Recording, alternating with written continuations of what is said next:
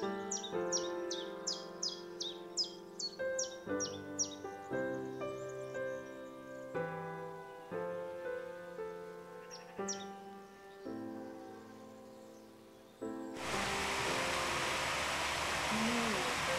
malalim yata yung iniisip mo.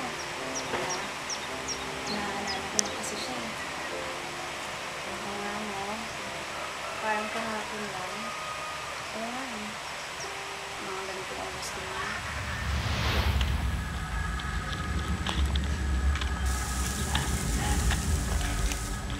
Naglalakad ako nun papunta sa review. Sa street na yun, marami ng kwento ng pandurugas. Ay! Akala ko naman kung sino, siya lang pala. Biro talagang taong yun. Oo nga.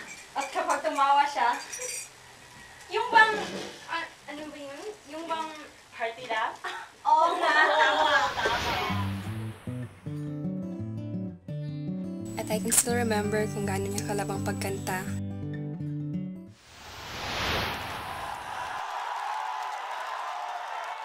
At yung kanyang passion sa sports, talagang pinahirapan niya ako noon.